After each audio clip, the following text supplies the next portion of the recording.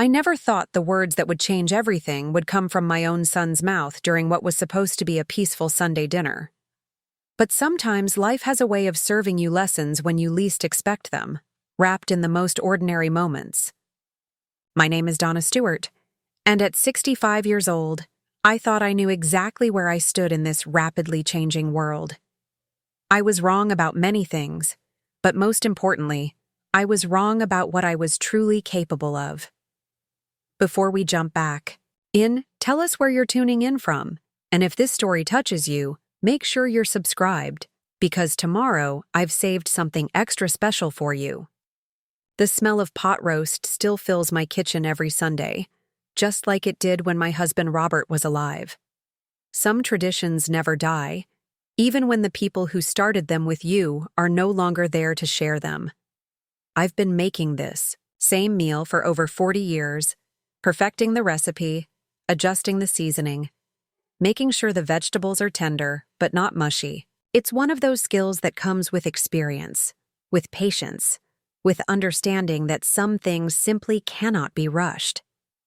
That particular Sunday, as I watched my son Michael cutting into his meat with the same precision he brings to everything in his life, I had no idea that our conversation would set into motion a series of events that would completely reshape how we saw each other. Michael has always been successful, always been confident, always been sure of his place in the world. At 35, he runs his own consulting firm, drives a car that costs more than most people make in a year, and speaks with the authority of someone who believes he has figured out all the important things about modern living. "Mom, you really should consider getting one of those meal delivery services," he said, not looking up from his plate. "It would save you so much time, and honestly, the variety would be better for you. You're stuck in these old patterns." I smiled the way I always do when my children offer their well-meaning advice. After raising 3 kids largely on my own after Robert's death 15 years ago, I've learned to pick my battles carefully. Some conversations are worth having, and others are better left alone. This felt like one of the latter, so I simply nodded and asked if he wanted more gravy. But Michael wasn't finished. He set down his fork and looked at me with that expression I've come to recognize over the years, the one that says he's about to share some wisdom that he believes I desperately need to hear. "You know what I mean, Mom? You do everything the hard way, the old way. You still write checks by hand. You still go to the bank instead of using mobile deposits. You still clip coupons from newspapers. It's like you're living in the past." The words stung, but not for the reasons he might have expected. It wasn't the criticism of my methods that hurt. It was the assumption behind them.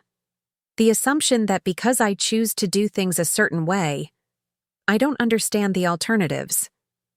The assumption that my age automatically disqualifies me from comprehending the complexities of modern life.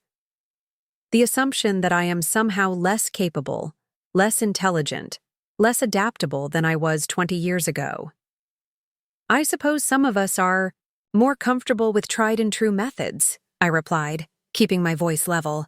"I've learned over the years that responding to condescension with anger rarely produces the results you want. It usually just confirms whatever stereotypes the other person already holds." Michael leaned back in his chair, warming to his theme. "But that's exactly what I'm talking about, Mom. The world has moved on. Everything is digital now. Everything is faster, more efficient. Take investing, for example. You've got your money sitting in a savings account earning basically nothing when you could be making real returns in the stock market. But you don't understand how any of that works because you're stuck in this mindset that old ways are better ways." I felt something shift inside me at that moment, something I hadn't experienced in a very long time.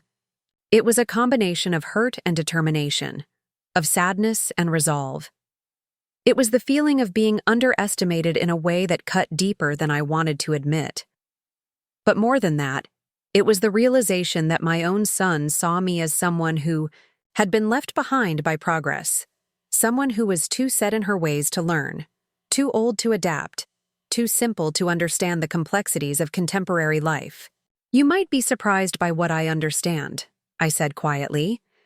But Michael was already moving on to another topic, Another piece of advice about how I should modernize my approach to grocery shopping, or why I should switch to a smartphone with a bigger screen. The moment had passed for him, but for me it was just beginning.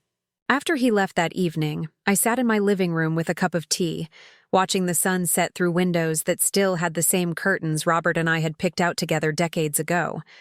The house was quiet in the way it always is after visitors leave, but this time the silence felt different. It felt charged with possibility, with a kind of energy I hadn't felt in years. I thought about Michael's words, about his certainty that I existed in some kind of time capsule, untouched by the innovations and opportunities of the modern world. I thought about the way he spoke to me, not with cruelty, but with the kind of gentle condescension usually reserved for children or people who are somehow diminished. And I realized that somewhere along the way, without my permission or awareness, I had been categorized, filed away, dismissed as someone whose best years were behind her. The thing is, getting older doesn't make you stupid. It doesn't erase your curiosity or your ability to learn new things. It doesn't automatically make you afraid of change or resistant to innovation. But society often treats it that way, and sometimes, if you're not careful, you start to treat yourself that way, too. You start to believe that your time for new adventures, new challenges, new growth, has somehow expired. That night, I made a decision that would have seemed impossible to me just hours earlier. I was going to prove to myself, and eventually, to Michael, that his assumptions about me were not just wrong, but spectacularly wrong. I was going to enter his world of modern finance and digital investing, not to compete with him, but to demonstrate that understanding and capability aren't limited by age or appearance or the speed at which you adopt new technologies. I didn't sleep much that night. Preparing and narrating this story took us a lot of time, so if you are enjoying it, subscribe to our channel. It means a lot to us. Now back to the story. Instead, I lay in bed thinking about Robert, about the conversations we used to have about money and the future. He was always the one who handled our investments, our retirement planning, our financial strategy. After he died, I had simply maintained the accounts he had set up, adding to our savings account, paying bills from our checking account, living conservatively and carefully on the foundation he had built for us. But conservative doesn't mean ignorant, and careful doesn't mean incapable. Over the years, I had watched the news, read articles, overheard conversations about the stock market, about cryptocurrency, about the fortunes being made and lost in the digital economy. I had absorbed more than I realized, understood more than I had given myself credit for. What I lacked wasn't intelligence or curiosity. It was simply experience and confidence. The next morning, I did something I hadn't done in 15 years. I walked into the downtown library and asked the young woman at the reference desk to help me learn about online investing. Her name was Sarah, and she was probably close to Michael's age, but her response to my request was entirely different from what I had come to expect from younger people. "That's so exciting," she said with genuine enthusiasm. "Are you looking to get started with traditional stocks? Or are you interested in exploring some of the newer options like ETFs or cryptocurrency?" The fact that she didn't pause, didn't question whether someone my age should be attempting such a thing, didn't offer to call my children to make sure this was a good idea, was the first sign that maybe Michael's view of the world wasn't as universal as he seemed to believe. Sarah treated me like any other adult seeking information about a topic that interested them, and that simple courtesy was more empowering than she could have known. We spent 3 hours that first morning. She showed me websites, explained terminology, helped me understand the difference between different types of investment accounts and strategies. She recommended books, pointed me toward reputable financial news sources, and even helped me set up my first online brokerage account. By the time I left the library that day, I had taken the first concrete steps toward entering a world that Michael was certain I could never understand. The learning curve was steep. I won't pretend otherwise. There were moments of frustration, times when I questioned whether I was being foolish, instances where the technology seemed determined to confound me. But there were also moments of breakthrough, times when concepts clicked into place, when I successfully executed a trade or accurately predicted a market movement. Most importantly, there were moments when I realized that my age and experience were actually advantages, not limitations. I approached investing the same way I had approached raising children or managing a household or caring for Robert during his final illness. I researched thoroughly, planned carefully, and proceeded with patience and persistence. I didn't rush into anything, didn't make impulsive decisions based on excitement or fear. I treated it like any other skill worth learning, which is to say I gave it the time and attention it deserved. Within weeks, I had developed routines. I would wake early, before the market opened, and spend an hour reading financial news and analyzing the stocks I was following. I learned to use apps on the tablet I bought specifically for this purpose, apps that let me track my investments, set alerts for price movements, and execute trades from anywhere. I joined online forums where investors shared strategies and insights, and I was amazed to discover that age was rarely mentioned and never seemed to matter in these digital spaces. The first time I made a significant profit on a stock trade, I felt a rush of accomplishment that I hadn't experienced in years. It wasn't just about the money, though that was certainly satisfying.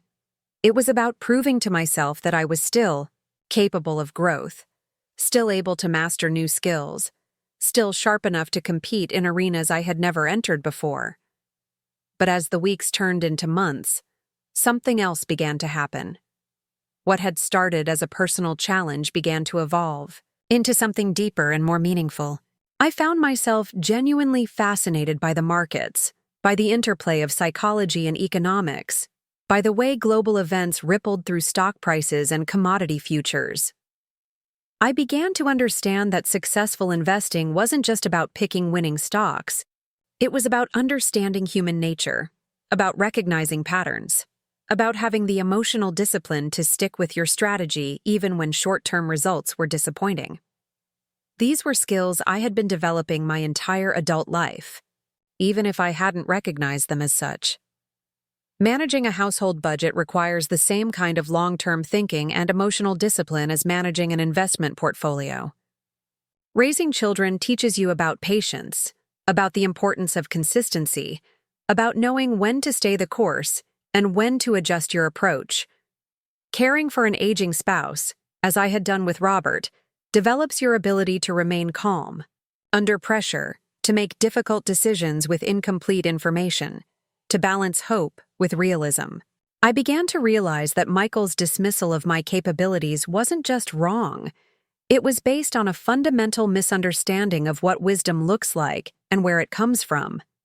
He equated understanding modern life with familiarity with the latest technologies or trends, but real understanding runs much deeper than that. It comes from experience, from having navigated various challenges and changes over time, from having developed the kind of perspective that only emerges through living fully and thoughtfully for many years.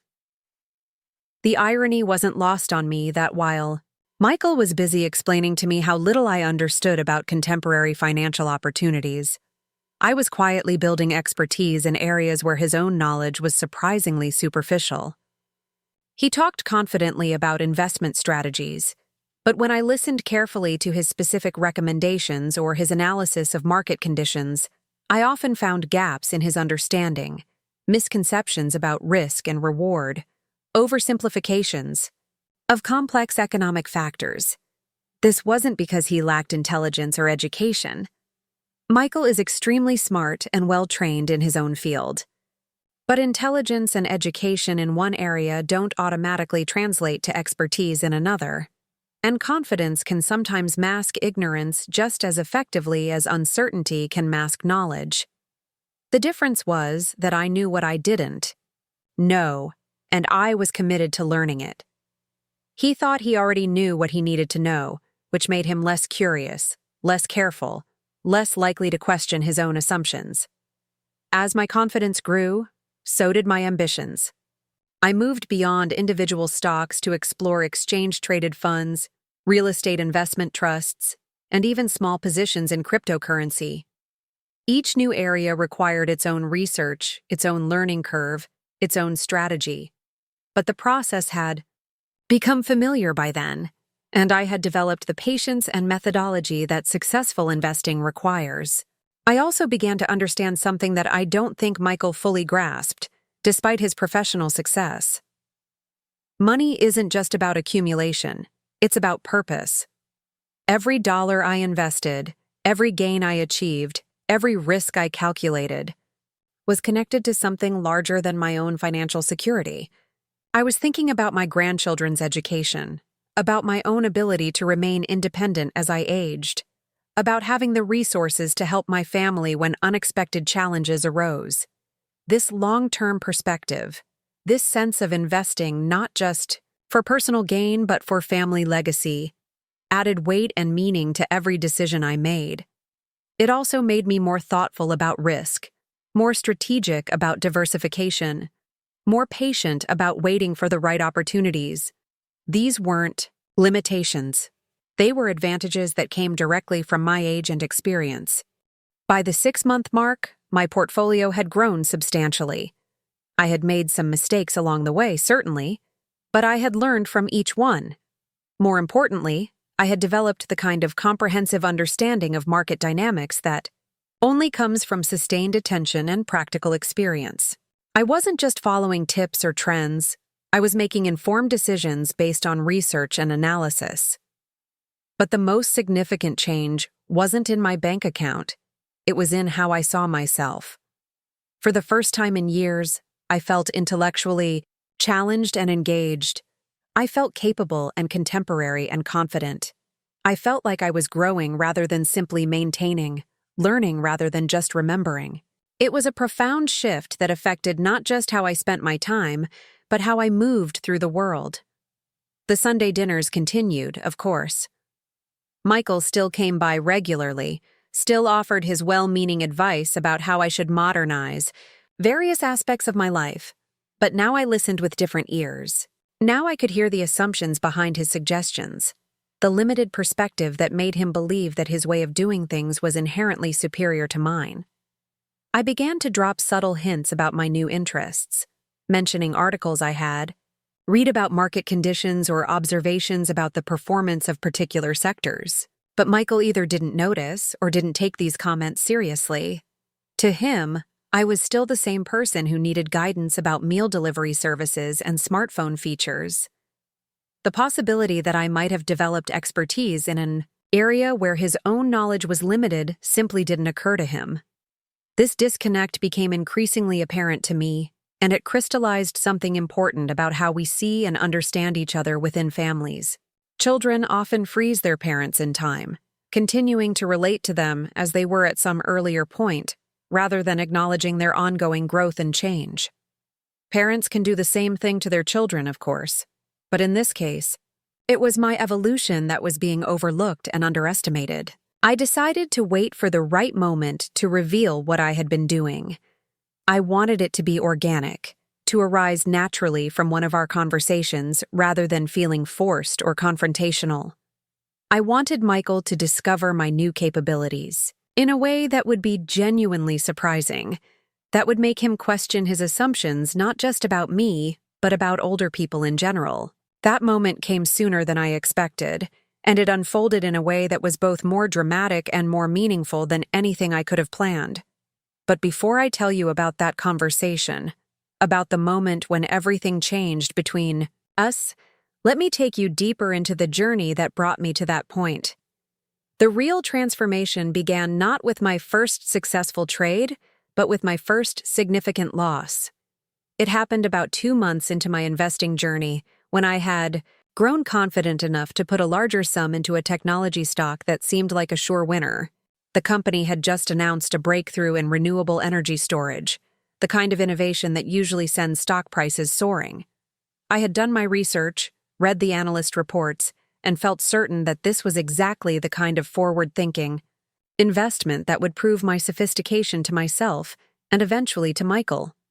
The stock dropped 30% in 2 days. I remember staring at my tablet screen, watching those red numbers that represented not just financial loss, but a blow to my newly developing confidence. For a moment, I felt exactly like the stereotype Michael had painted of me.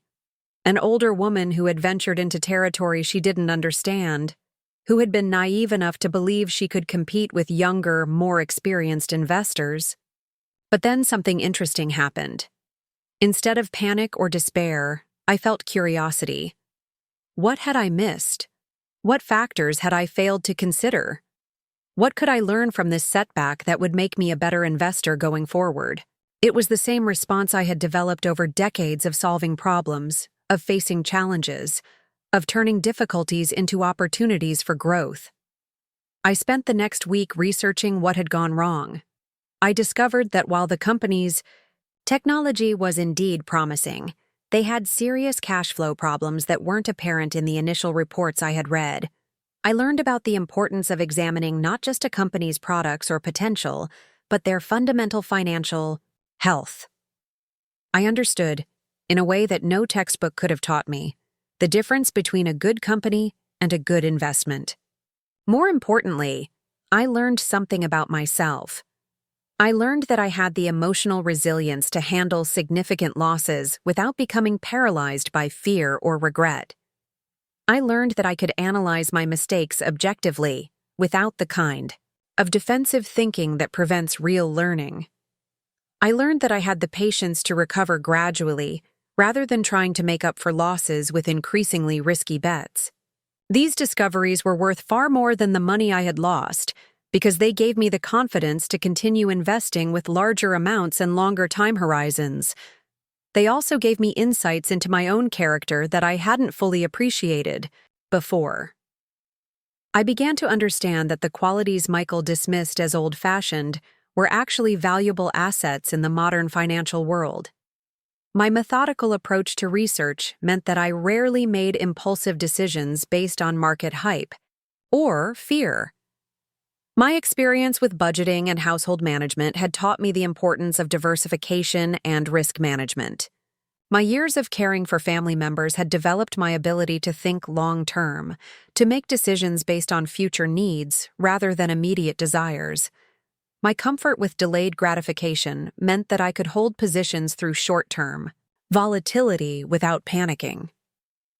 As my portfolio grew and my understanding deepened, I began to realize that successful investing wasn't really about being young or technologically savvy, or even particularly sophisticated.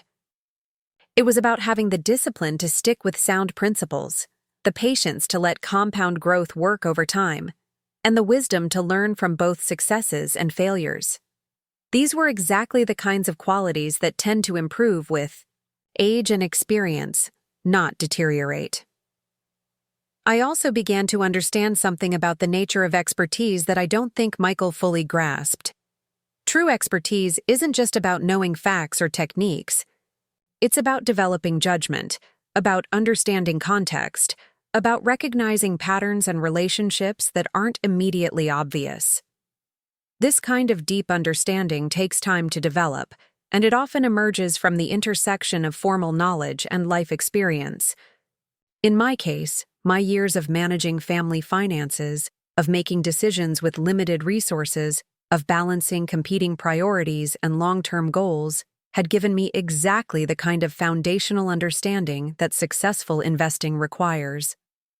I just hadn't recognized these skills as relevant to the financial markets, because they had been developed in domestic rather than professional contexts. This realization was both empowering and somewhat infuriating.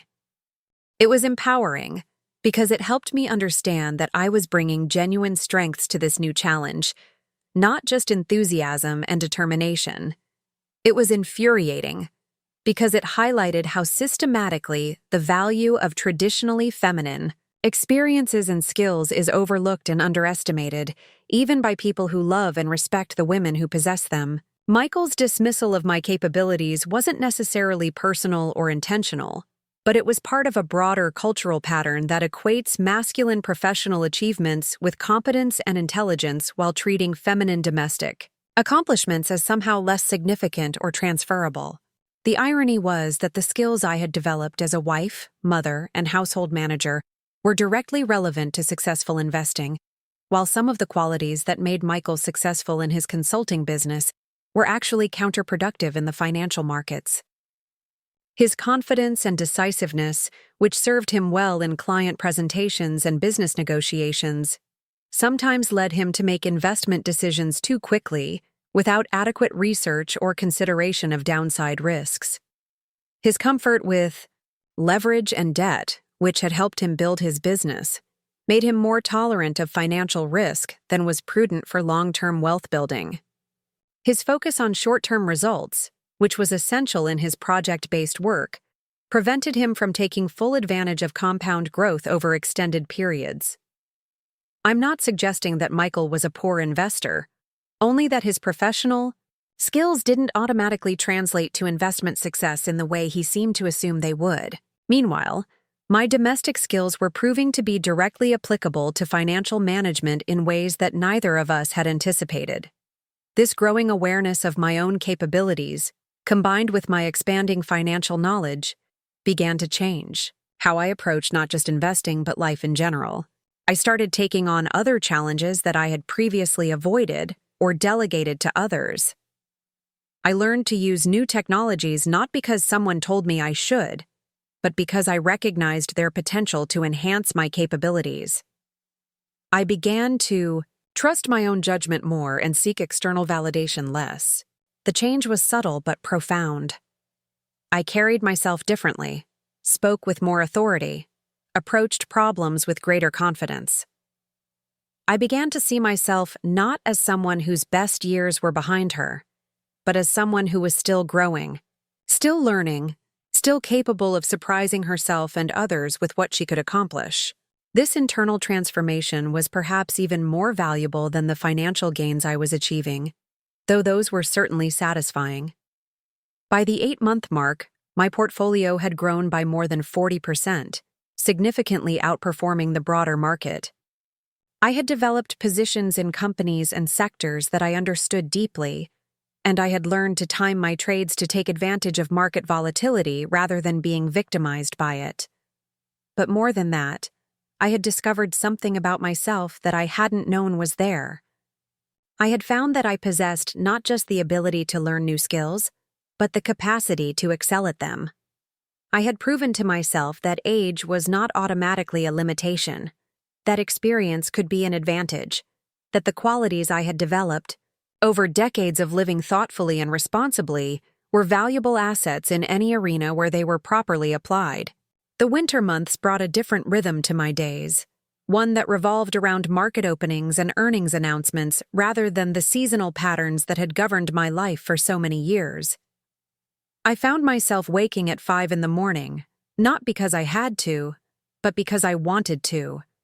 There was something exhilarating about those quiet, pre-dawn hours, when the house was still, and the financial world was just beginning to stir on the other side of the globe.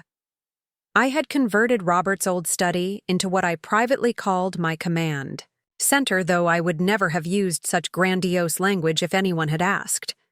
His heavy wooden desk now held my tablet, my notebook where I tracked my research, and a small television I had purchased specifically to follow financial news throughout the day. The room still smelled faintly of his cologne, a comforting presence that seemed to approve of this new direction my life had taken. By this point, my approach to investing had evolved far beyond the tentative stock picks and conservative strategies I had started with. I had begun to understand that the financial markets were not just about numbers and charts, but about stories and psychology, about understanding human nature on a massive scale. Every stock price reflected millions of individual decisions made by people with their own fears, hopes, ambitions, and misconceptions. Success came not just from analyzing companies, but from understanding the emotions and biases that drove other investors. This insight had come to me gradually through months of careful observation and painful experience. I had learned to recognize the signs of market euphoria that preceded major corrections, the subtle shifts in sentiment that signaled opportunities for contrarian investors. More importantly, I had learned to manage my own emotions, to remain disciplical when others were panicking, to stay cautious when everyone else was celebrating. The cryptocurrency markets had proven particularly educational in this regard. The wild volatility, the passionate communities that formed around different digital assets, the way prices could swing dramatically based on a single tweet or news story, all of this had taught me valuable lessons about the role of emotion in financial decision-making. I had started with small positions in Bitcoin and Ethereum, mostly out of curiosity, but had gradually expanded into smaller altcoins as I developed my understanding of the technology and market dynamics. What fascinated me most about cryptocurrency was how it represented a fundamental challenge to traditional financial institutions and government control over money. Here was a technology that promised to democratize finance, to give ordinary people access to investment opportunities and financial services that had previously been restricted to the wealthy and well-connected. The irony wasn't lost on me that, while Michael dismissed my understanding of modern life, I was participating in what might be the most revolutionary financial development of our time. My gains in cryptocurrency had been substantial, though I had learned to think of them as highly speculative and had never invested more than I could afford to lose completely. The experience had taught me about risk management in ways that traditional stock investing never could. When you own an asset that can lose half its value in a single day, you quickly develop a clear understanding of position sizing and portfolio allocation. But it wasn't just the financial aspects of this new world that engaged me. I found myself drawn into online communities of investors and traders, forums where people shared research, debated strategies, and supported each other through the inevitable ups and downs of market participation. The anonymity of these digital spaces meant that age and appearance were irrelevant. What mattered was the quality of your analysis and the track record of your recommendations. I had begun contributing to these discussions, sharing insights about companies I had researched or observations about market trends I had noticed. To my surprise, my posts were well received and often generated thoughtful responses from other community members. I discovered that my methodical approach to research and my willingness to challenge popular assumptions were valued qualities in these spaces, regardless of who possessed them. One particularly memorable exchange had occurred when a younger investor posted about his frustration with a stock that had declined, despite what he considered to be positive earnings results. I had spent time analyzing the company's financial statements and had noticed some concerning trends in their cash flow and debt levels that weren't immediately apparent in the headline numbers. My detailed response explaining these issues had sparked a lengthy discussion that helped several other investors avoid significant losses when the stock continued to decline over the following weeks. The gratitude expressed by these strangers for my analysis was deeply satisfying in ways I hadn't anticipated. For years, my intellectual contributions had been limited to family discussions and occasional conversations with friends. Here was a forum where my thoughts and insights were judged purely on their merit, where my analysis could genuinely help other people make better financial decisions. It was a form of intellectual engagement that I had been missing without realizing it. This online activity had also introduced me to concepts and strategies that I never would have encountered through traditional financial media. I learned about covered calls and cash-secured puts, about the wheel strategy and dividend capture techniques. I discovered the world of special purpose acquisition companies, or SPACs, and learned to navigate the complex dynamics of these investment vehicles. I explored real estate investment trusts beyond the basic ones I had started with, developing positions in specialized REITs focused on data centers, cell towers, and healthcare facilities. Each new area of learning required its own research methodology and risk assessment. The right investments, for example, required understanding not just the underlying real estate markets, but the impact of interest rate changes, demographic trends, and regulatory environments. The option strategies demanded a completely different kind of mathematical thinking, one that involved probability calculations and time decay analysis that stretched my analytical capabilities in new directions. What struck me most profoundly during this period was how much I was enjoying the intellectual challenge. For decades, My mental energy had been focused on family responsibilities, household management, and community involvement. These were meaningful activities that I had found fulfilling, but they hadn't provided the kind of complex analytical challenges that I was discovering in the financial markets. Now, I found myself eagerly anticipating earnings announcements, following Federal Reserve meetings with the attention I once reserved for my children's school events, and staying up late to watch Asian market openings when I had positions that might be affected by overnight news. It wasn't obsession. It was engagement of a kind I hadn't experienced since my college years, when every new concept and theory had seemed to open up new possibilities for understanding the world. The mathematical aspects of investing had proven particularly rewarding. I had always been competent with numbers, but household budgeting and bill paying had never required the kind of sophisticated calculations involved in options pricing or portfolio optimization. Now I found myself working through Black-Scholes equations, calculating correlation coefficients between different assets, and using Monte Carlo simulations to test potential portfolio strategies. I had purchased several advanced textbooks on quantitative finance and had worked through them systematically, the same way I had once worked through cookbooks when I was learning to prepare more sophisticated meals for entertaining.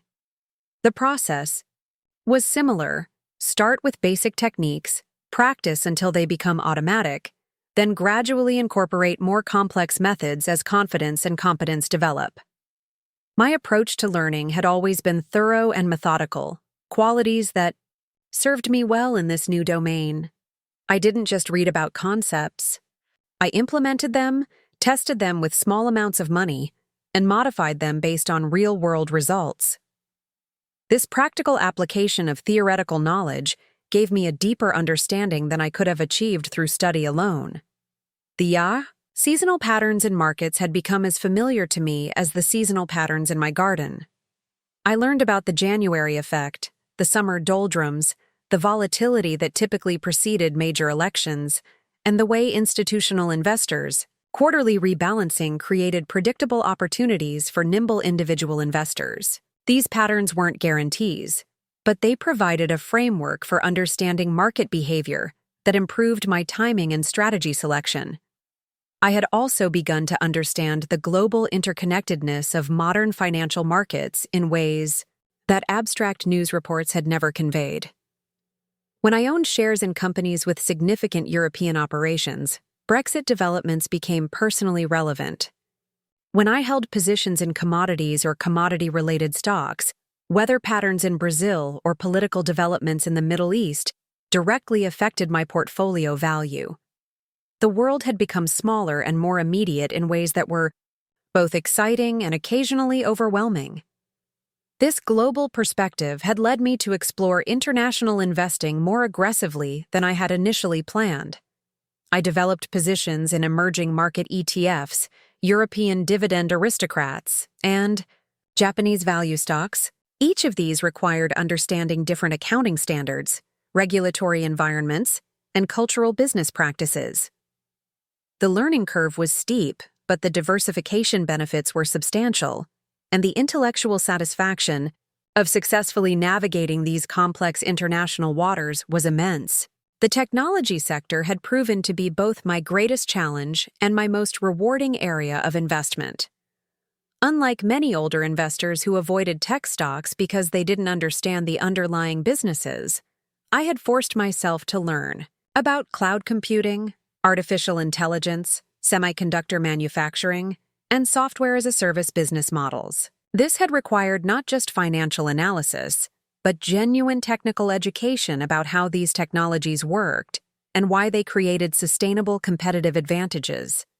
I had spent weeks learning about the difference between various types of computer chips, about the competitive dynamics in cloud infrastructure, about the economics of social media platforms and digital advertising.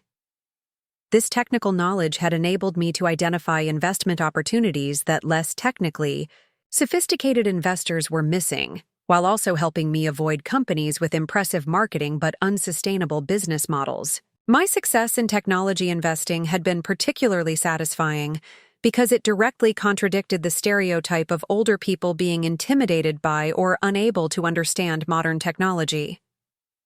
Not only was I comfortable using sophisticated trading platforms and analytical tools, but I had developed genuine expertise in evaluating the technology companies that were driving so much of the stock market's growth. The irony was not lost on me that while Michael continued to make patronizing comments about my supposed inability to adapt to modern life, I was outperforming professional fund managers in one of the most technologically sophisticated areas of the financial markets. My returns in technology stocks over the past several months had been exceptional, driven not by luck or speculation, but by careful analysis and patient execution of well-researched investment strategies. This success had given me confidence to explore even more sophisticated investment approaches. I had begun using margin selectively to amplify returns on my highest conviction positions, always maintaining conservative overall leverage ratios.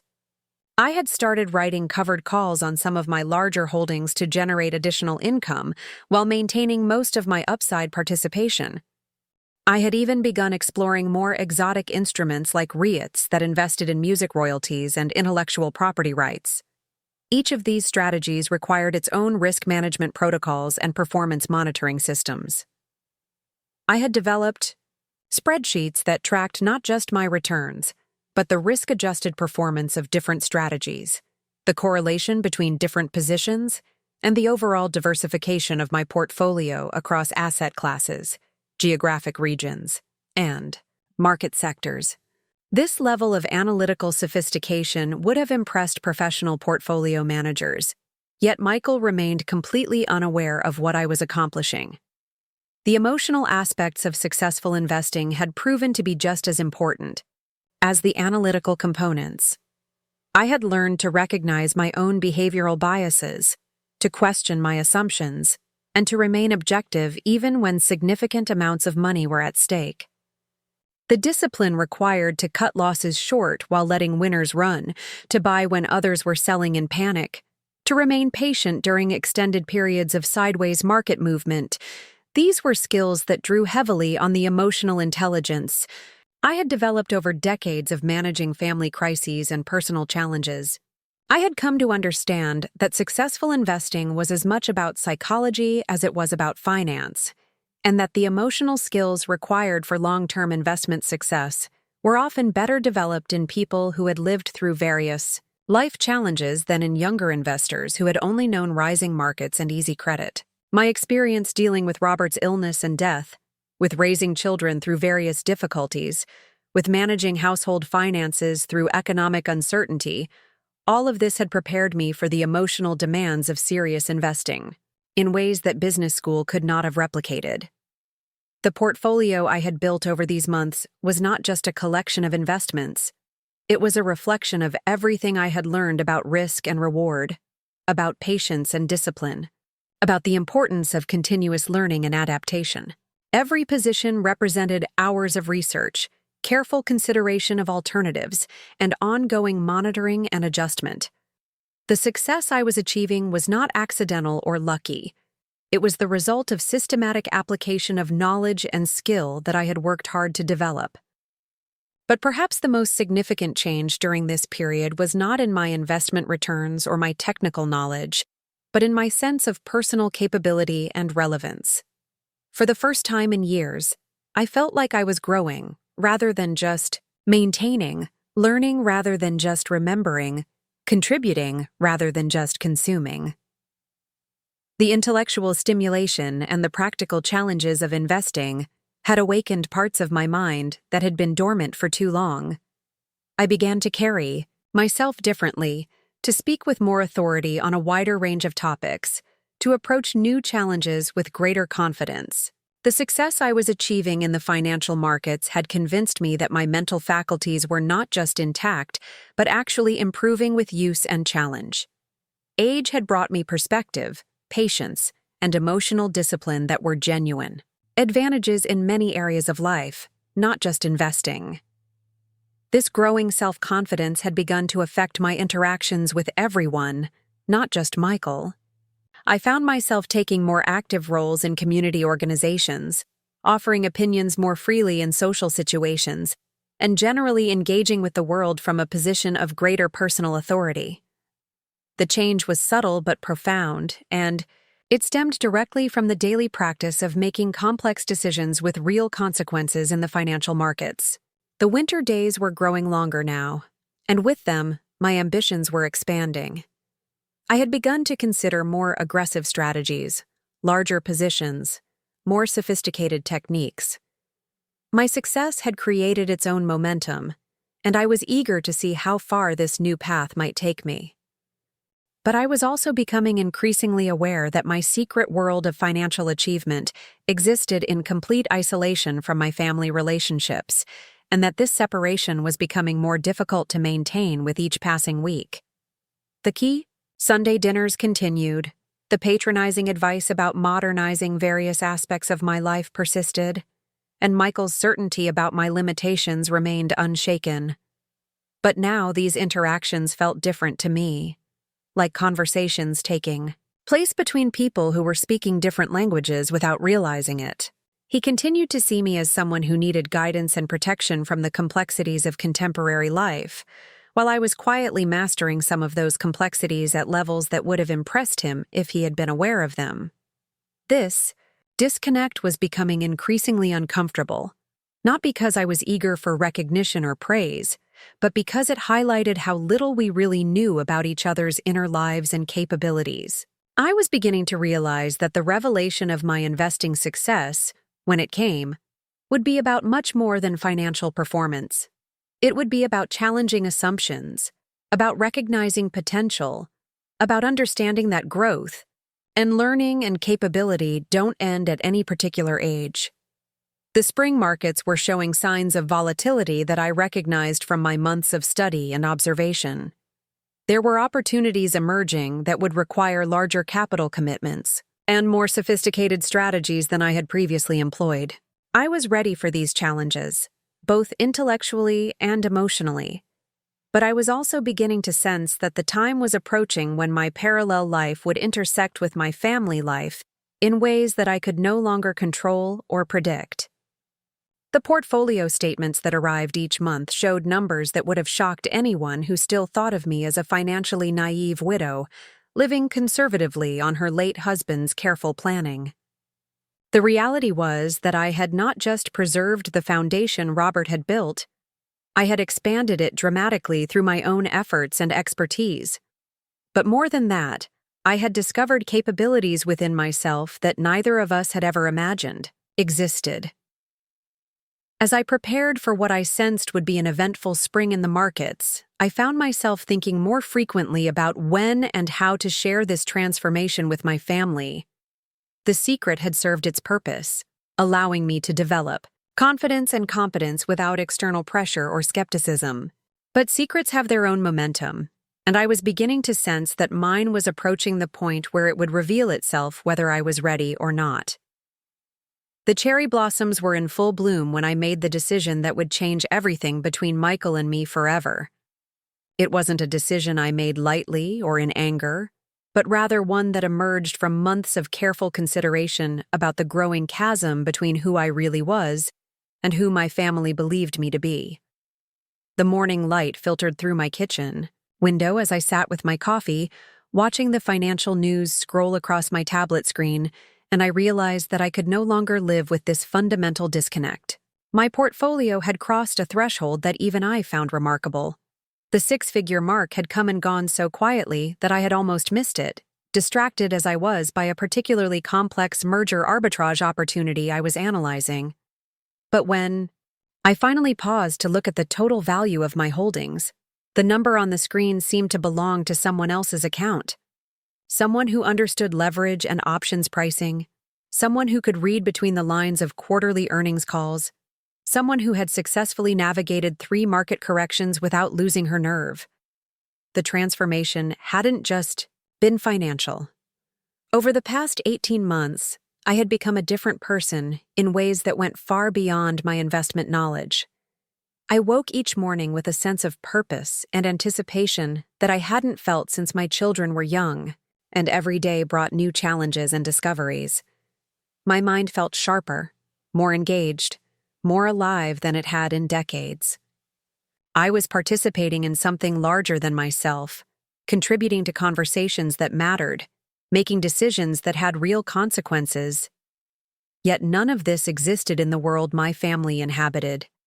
To them, I remained the same person who needed gentle guidance about smartphone features and patient explanations about why online banking was more efficient than visiting branches in person. The incongruity had become almost surreal. I would finish a morning of trading complex options, strategies, then receive a phone call from one of my children explaining why I should consider switching to a different internet provider for better speeds. The isolation of living with such a profound secret had begun to weigh on me in unexpected ways. There were moments of triumph that I wanted to share, insights I had developed that seemed worth discussing, concerns about market conditions that I wished I could voice to people who knew me well. Instead, I celebrated alone, worried alone, and processed the daily drama of financial markets in complete solitude.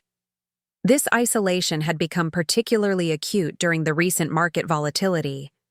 A series of geopolitical events had created exactly the kind of uncertain environment where careful analysis and emotional discipline provided the greatest advantages. While many investors were panicking or paralyzed by indecision, I had systematically adjusted my positions, hedged my risks, and even identified several opportunities to profit from the chaos. The experience had been intellectually exhilarating but emotionally draining. Making complex financial decisions under pressure, managing significant sums of money through uncertain times, staying calm while others around me were fearful. These activities required a level of mental and emotional energy that I hadn't anticipated. Having no one to discuss these challenges with, no one who understood the magnitude of what I was managing, made the experience feel incomplete despite its success. I had begun to realize that financial achievement without recognition or sharing felt hollow in ways that surprised me. This wasn't about ego or the need for praise, though I certainly wouldn't have minded some acknowledgement of what I had accomplished. It was about the fundamental human need to be seen and understood by the people we love, to have our capabilities recognized and our growth appreciated. The irony was particularly sharp because Michael's own professional success had always been a source of family pride and discussion. His business achievements, his strategic insights, his ability to navigate complex client relationships, these were topics that came up regularly in our conversations. He was encouraged to share his challenges and victories, asked for his opinions on business and economic matters, treated as an expert whose views were worth hearing. Meanwhile, I had developed expertise in areas that overlapped significantly with his interests and concerns, yet my insights remained unshared and unvalued. Because no one knew they existed, I had become fluent in the language of modern finance, capable of analyzing economic trends and market dynamics, knowledgeable about the very subjects that Michael often discussed with such confidence. But because my learning had happened privately, outside the traditional channels of formal education or professional development, it remained invisible and uncreditable. This dynamic had become especially pronounced during recent family gatherings. I would listen to Michael expound on his theories about market direction or his predictions about various economic trends, and I would recognize the limitations in his analysis, the gaps in his understanding, the oversimplifications that reflected his incomplete knowledge of certain sectors or instruments. But I remained silent, unable to contribute without revealing the extent of my own knowledge and raising questions about how I had acquired it. The constraint was becoming intellectually frustrating and emotionally exhausting. I found myself biting my tongue when discussions turned to topics where I had developed genuine expertise, staying silent when I had insights that could genuinely contribute to conversations, pretending ignorance about subjects where I had become quite knowledgeable. The pretense was requiring increasing effort to maintain, and I was beginning to question whether the cost was worth the benefit.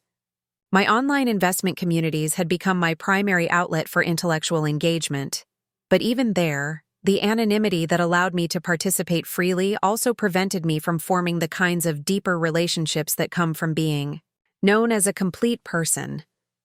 I was valued for my analytical contributions, respected for my market insights, but unknown as an individual with a full life and complex motivations. This compartmentalization of my identity had begun to feel artificial and unsustainable. I was living as two different people: the capable, confident investor who navigated complex financial markets with skill and sophistication, and the traditional grandmother who needed guidance about modern technology and contemporary life. The gap between these two versions of myself had grown so wide that I sometimes felt like I was playing a role that no longer fit.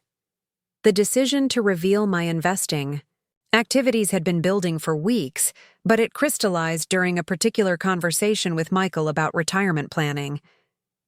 He had been explaining to me, with his characteristic patience and authority, why I needed to be more aggressive with my conservative savings if I wanted to maintain my standard of living through my remaining years.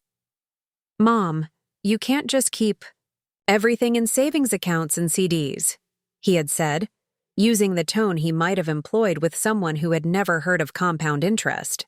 "You need to understand that inflation is eating away at your purchasing power every year. You should really consider some basic index funds, maybe some dividend stocks. I could help you set up a simple portfolio that would give you much better returns without too much risk." I had listened to this advice with a mixture of amusement and frustration, knowing that my portfolio was currently outperforming the market indices he was recommending by a significant margin. My dividend income alone was now substantial enough to cover most of my living expenses, and my capital appreciation over the past year had exceeded what he was suggesting I might achieve over the next decade with his conservative approach. But what struck me most about his recommendation wasn't the financial inadequacy of his suggestions. It was the assumption that I was incapable of understanding or managing anything more sophisticated than the most basic investment strategies. He was offering to help me with elementary concepts that I had mastered months ago, while remaining completely unaware that I was already implementing advanced strategies that he didn't fully understand himself. The conversation had continued, with Michael explaining the difference between stocks and bonds, the importance of diversification, and the benefits of dollar-cost averaging. All valuable concepts, certainly, but ones that I had not only learned but had moved far beyond in my actual investment practice. I found myself nodding and asking occasional questions, playing the role of the grateful student receiving wisdom from her more knowledgeable son. The performance was becoming increasingly difficult to sustain, not because I resented his desire to help, but because it prevented any authentic communication about subjects that had become central to my daily life. We were having a conversation about investing where only one of us was allowed to be knowledgeable, where one person's expertise was assumed and the other person's was unimaginable. This dynamic extended beyond our discussions about money to encompass almost every area where technology or modern practices were involved. Michael's confidence in his own superior understanding of contemporary life had become so complete that he rarely asked questions about my experiences or opinions. He offered information and advice freely, but he seldom sought my input or acknowledged the possibility that I might have insights worth hearing. The pattern had become self-reinforcing. The more he treated me as someone who needed guidance, the less likely I was to share experiences or knowledge that might challenge his assumptions. The less I shared, the more his view of my limitations was confirmed. We had created a dynamic where his misconceptions about my capabilities were continuously validated by interactions that prevented any evidence to the contrary from emerging. Breaking this cycle would require more than just revealing my investment success. It would require challenging the fundamental assumptions that shaped how we related to each other. It would mean asserting not just my financial competence, but my intellectual equality, my right to be taken seriously, my capacity for continued growth and learning. These were larger and more complex issues than simple portfolio performance, but they were intimately connected to the secret I had been maintaining. I had begun to understand that my investing journey had been about much more than money from the very beginning. It had been about proving to myself that I was still capable of learning, growing, and achieving. It had been about discovering that my mental faculties were not just intact, but actually improving with challenge and use. It had been about refusing to accept the limitations that others wanted to impose on me based on their assumptions about age and capability. But now I was facing the reality that personal growth without recognition from the people we love most is ultimately incomplete. I could continue to develop my capabilities in isolation, continue to achieve success that remained invisible to my family, continue to live as two separate people in two separate worlds. Or I could take the risk of integration, of allowing my family to see who I had become, of challenging their preconceptions even if the process was uncomfortable for everyone involved. The financial markets had taught me valuable lessons about risk and reward, about the importance of acting on opportunities even when the outcomes were uncertain. The same principles seemed applicable to personal relationships. The risk of revealing my capabilities was real. It might create awkwardness, might challenge Michael's self-image, might force difficult conversations about assumptions and expectations. But the potential rewards were equally significant.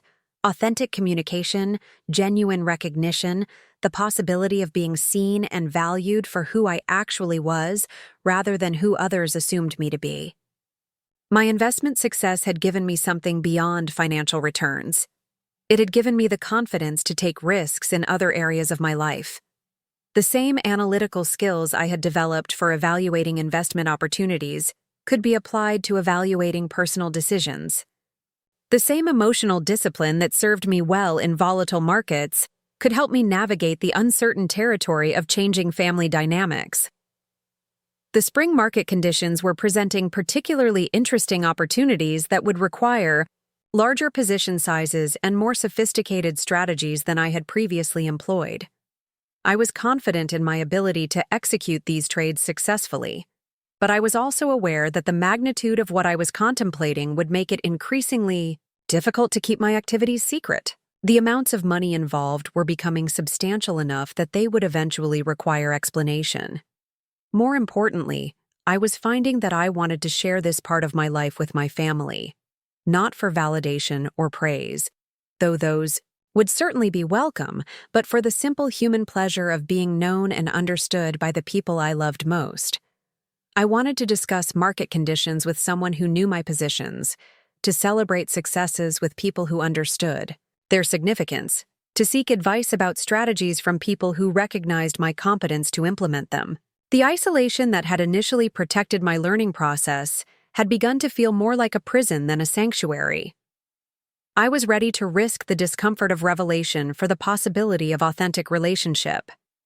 I was ready to challenge Michael's assumptions about my limitations, even if the process forced both of us to reconsider fundamental aspects of how we understood each other. The decision, once made, brought with it a sense of relief and anticipation that surprised me. I had been carrying the weight of this secret for so long that I had forgotten how heavy it had become. The prospect of setting it down, of allowing my family to see the complete picture of who I was and what I had accomplished, felt liberating despite its uncertainty. I began to plan how to reveal my investing activities in a way that would be maximally effective and minimally confrontational. I didn't want to embarrass Michael or make him feel foolish for his assumptions about my capabilities. I wanted to educate and enlighten, to open his eyes to possibilities he hadn't considered, to challenge his thinking without attacking his character. The opportunity I was waiting for would need to arise naturally from our conversations, in a context where my knowledge would be immediately relevant and obviously beneficial. I wanted the revelation to feel organic rather than staged, authentic rather than manipulative. I wanted it to be a moment of connection rather than confrontation, of shared discovery rather than personal triumph. The financial markets, with their daily drama and constant need for informed decision-making, would provide the perfect context for such a revelation. All I needed was the right moment, the right conversation, the right opportunity to demonstrate that his assumptions about my understanding of modern life were not just wrong, but spectacularly wrong. As I prepared for what I sensed would be a pivotal conversation, I found myself thinking about the broader implications of what I was about to do. This would be about more than just revealing my investment success. It would be about asserting my right to be seen as a complete person, to be recognized for my capabilities, to be valued for my contributions. It would be about refusing to accept limitations imposed by others' assumptions about what someone my age should or could accomplish. The cherry blossoms outside my window were beginning to fall, their brief moment of perfect beauty giving way to the practical business of growth and development. It seemed like an appropriate metaphor for what was about to happen in my own life. The time for hidden beauty was ending.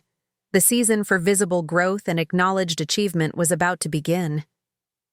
The moment arrived on a humid Tuesday afternoon, when the thunderstorms had knocked out power across half the city, but somehow my internet connection remained stable. Michael had stopped by unexpectedly, seeking refuge from the weather and a place to work while his office building dealt with electrical issues. I found him at my kitchen table, laptop open, phone pressed to his ear, speaking in the clipped, authoritative tone he used for business calls. "No, that's exactly the kind of thinking that got us into this mess," he was saying to whoever was on the other end. "You can't just throw money at tech stocks because they're trendy. The fundamentals don't support these valuations. We need to be much more conservative with the pension fund investments." I paused in the doorway, listening to advice that would have cost his clients significant returns over the past year. The technology sector had indeed been volatile, but the companies I had carefully selected within that space had delivered exceptional performance precisely because I had focused on fundamentals rather than avoiding them. His blanket dismissal of an entire sector demonstrated exactly the kind of oversimplified thinking that successful investing required moving beyond. After he ended the call, Michael turned to me with the expression of someone who had just prevented a financial catastrophe through his superior wisdom. "Sorry about that, Mom. Work stuff. This client wants to chase performance in all the wrong places. Sometimes I feel like I'm the only one who understands how dangerous these markets have become." The irony was so perfect it almost took my breath away. Here was my son, explaining to me how dangerous financial markets were, while I sat there having navigated those same markets with remarkable success for over a year. The gap between his perception of reality and the actual reality had become so vast that it felt almost comical. "What makes technology investments so dangerous?" I asked, genuinely curious to understand his reasoning. Michael leaned back in, his chair settling into his teaching mode. "It's all speculation, Mom. These companies have no real assets, no proven business models. Their stock prices are based on hope and hype, not actual value. When reality sets in, investors are going to lose everything." I nodded thoughtfully, considering how to respond. This was exactly the kind of generalization that demonstrated his incomplete understanding of the sector. While some technology companies certainly fit his description, others had substantial assets, proven revenue streams, and competitive advantages that justified their valuations. The key was distinguishing between the two, something that required careful analysis rather than categorical dismissal. "What about companies like Microsoft or Apple?" I asked. "Don't they have substantial assets and proven business models?" He waved his hand dismissively. "Those are different. I'm talking about all these startups and cryptocurrency companies and artificial intelligence stocks that everyone thinks are going to make them rich. It's tulip mania all over again." The conversation was providing exactly the opening I had been waiting for, but I found myself hesitating. Once I revealed what I knew, there would be no going back. Our relationship would change permanently, and I wasn't entirely sure how Michael would handle the discovery that his assumptions about me were so fundamentally wrong. "Have you been following the artificial intelligence sector closely?" I asked, testing the waters. Michael laughed, but not unkindly. "Mom, you don't need to worry about any of this stuff. These are complex financial instruments that even professional investors struggle to understand. You're much better off sticking with the basics, savings accounts, maybe some government bonds. Leave the complicated stuff to people who do this for a living. That was the moment. The casual certainty in his voice, the automatic assumption that complexity was beyond my reach, the gentle but unmistakable condescension that had become so familiar I almost didn't notice it anymore. Something shifted inside me, a kind of quiet, resolve that felt different from anger or frustration. It was simply time.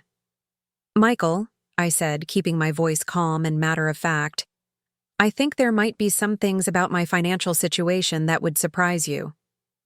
He looked up from his laptop with the patient expression he wore when he expected to hear about a new savings account or a question about Social Security benefits. "What's that, Mom?" I walked to my purse and retrieved my phone, opening the investment app that had become as familiar to me as any household appliance. The portfolio summary screen showed numbers that still seemed almost unreal, even to me. I set the phone on the table in front of him without saying anything. Michael glanced at the screen casually, then did a double take that would have been amusing under different circumstances. His eyes widened as he processed the numbers, the long list of holdings, the sophisticated mix of assets that filled the screen. He looked from the phone to me and back to the phone, as if he couldn't quite reconcile what he was seeing with what he thought he knew about my capabilities. "Mom, what is this?" he asked, and for the first time in our conversation, his voice held genuine uncertainty. "It's my investment portfolio," I said simply. "I've been managing it for about 18 months now." The silence that followed was unlike any we had ever shared. I could almost see him working through the implications, trying to process information that didn't fit any of his existing categories. The numbers on the screen were substantial enough to demand explanation, sophisticated enough to require expertise, successful enough to challenge everything he thought he understood about my relationship with modern finance.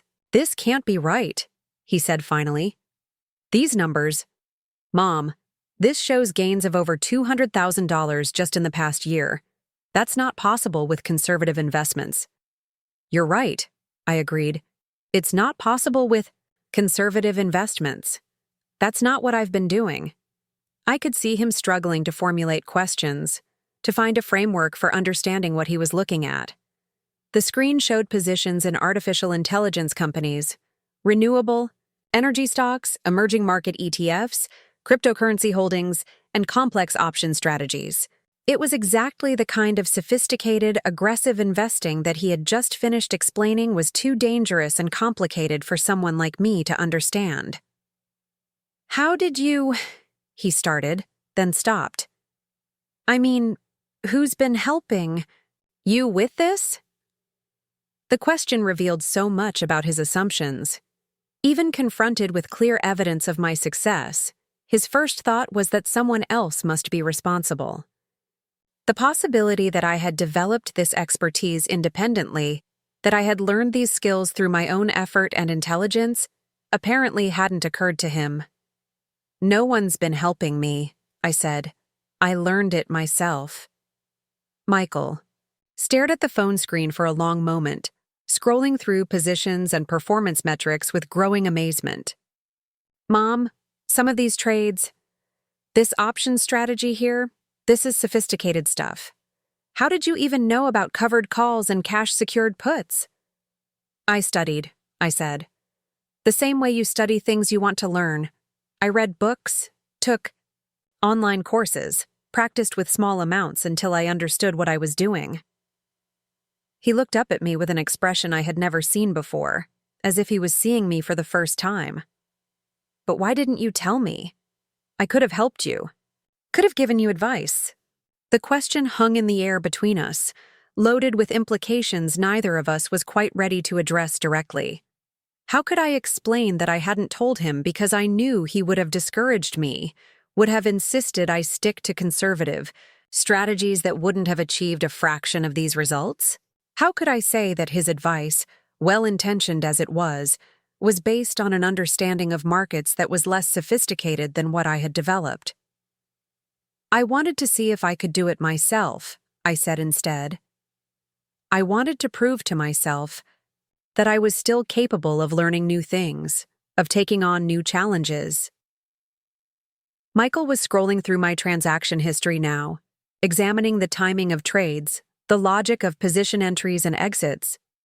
I could see him recognizing strategies he was familiar with, identifying techniques he knew were effective, processing the reality that I had been implementing them successfully while he was explaining to me why I needed to stick to savings accounts.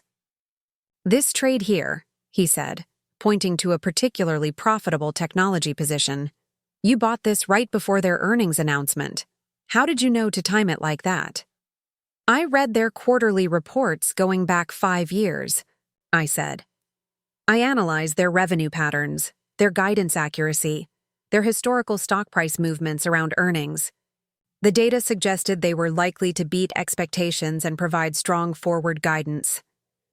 He stared at me as if I had just spoken in a foreign language. You read quarterly reports? Mom, those things are hundreds of pages of technical financial data. I know, I said. That's why they're useful. Most investors don't read them carefully, so they miss important details that affect stock prices. The conversation continued for the next hour, with Michael examining different aspects of my portfolio while I explained the reasoning behind various decisions. I walked him through my research methodology, my risk management protocols, my approach to sector allocation and position sizing.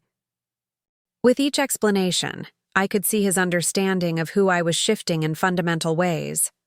What struck me most about his reactions was not surprise at my success, though that was certainly present, but his amazement at the depth and sophistication of my knowledge.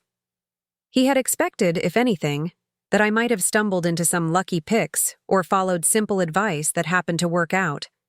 He hadn't anticipated that I would have developed genuine expertise, that I would understand concepts he was still learning himself. Mom, this analysis of the Federal Reserve's monetary policy implications, he said, reading from notes I had made about interest rate impacts on different sectors. This is graduate-level economic thinking. Where did you learn this? From the same sources you could learn it from, I said. Federal Reserve speeches, economic research papers, financial news analysis. The information is all publicly available. You just have to take the time to find it and understand it. I could see him processing not just the financial success I had achieved, but the intellectual journey that had made it possible. The systematic learning, the disciplined research, the careful implementation of increasingly sophisticated strategies, all of this represented a level of commitment and capability that he had never imagined I possessed. But why artificial intelligence? Stocks? He asked, looking at my substantial holdings in that sector. You just said an hour ago that you didn't understand technology. I never said I didn't understand technology, I corrected him gently. You assumed I didn't understand it. There's a difference. The distinction seemed to hit him with particular force. He sat back in his chair, staring at me with an expression that was part admiration, part confusion, and part something that might have been embarrassment. Mom, I've been treating you like someone who couldn't understand modern life, I finished for him. Yes, you have. And I let you, because it was easier than challenging your assumptions. The room fell quiet except for the sound of rain against the windows. Michael was still holding my phone, still processing the evidence of capabilities he had never suspected I possessed. But I could see something else happening in his expression, a kind of recognition that went beyond simple surprise at my investment success. All those times I explained things to you, he said slowly, about online banking, about smartphone features, about modern investing strategies. You already knew most of it, didn't you? Not all of it, I said, but more than you realized. And I was certainly capable of learning the parts I didn't know. He set the phone down and looked at me directly for what felt like the first time in years. I'm sorry, Mom. I think I've been seeing you as someone you're not. Someone you maybe never were. The apology was unexpected and deeply moving, but I could sense there was more to this conversation than either of us had anticipated when it began. The numbers on my phone represented more than investment success. They represented a fundamental challenge to the way we understood each other and our respective capabilities. "Michael," I said carefully, "there's something else we need to talk about. Something about why I really started investing in the first place." His expression grew curious and slightly apprehensive. "What do you mean?" This was the moment I had been building toward without fully realizing it. The point where financial revelation would give way to something much more personal and significant. The investment success had been about proving my capabilities, yes, but it had also been about something else entirely, something that would surprise him even more than my market performance. "The money isn't really for me," I said. "I mean, it's nice to have financial security, but that's not why I've been doing this. I've been investing for your children, Michael, for Emma and Jake's college educations."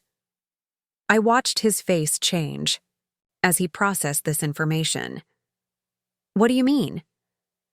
"I overheard you talking to Sarah about college costs, about how worried you are about being able to afford good schools for the kids. You were trying to figure out how to save enough while also managing your business expenses and the mortgage. You didn't think I was listening, but I was." Michael's expression shifted from surprise to something more complex, a mixture of gratitude and embarrassment, and something that might have been shame. "Mom, you don't need to." "Yes, I do," I said firmly. "I absolutely do. You're my son, they're my grandchildren, and if I have the ability to help secure their futures, then that's exactly what I should be doing with my time and energy." The silence that followed was different from the earlier quiet moments in our conversation. This wasn't the silence of processing unexpected information. It was the silence of recognizing something profound about love and family and the ways we take care of each other across generations. "You've been doing all this," he said slowly, "learning about investing, managing this portfolio, taking these risks, all so you could help pay for Emma and Jake's college?" "That's how it started," I said, "but it became something else too. It became about proving to myself that I was still capable of growth, still able to contribute something meaningful. It became about refusing to accept the limitations that everyone seemed to want to place on me." Michael was quiet for a long time, staring at the phone screen that showed the concrete results of 18 months of work I had done in secret, motivated by love for children who didn't even know they were the beneficiaries of their grandmother's financial acumen. "How much have you set aside for them?" he asked finally. I named a figure that represented roughly half of my total gains, an amount that would cover most of their educational expenses at excellent universities. His eyes widened, and I could see him calculating what this meant for his own financial planning, for the stress he had been carrying about providing opportunities for his children. "Mom, this is incredible. But I can't let you do this. It's too much." "It's not too much," I said. "It's exactly enough. And it's not really a gift, Michael. It's an investment in the future, the same way all my other investments are. I'm investing in Emma and Jake's potential, in their opportunities, in the contributions they'll make to the world." The conversation continued as the storm outside gradually subsided, but something fundamental had shifted between us. Michael was no longer talking to the person he had assumed I was. He was discovering someone he had never really known existed. And I was no longer hiding behind the comfortable fiction that my capabilities were limited to traditional domestic roles.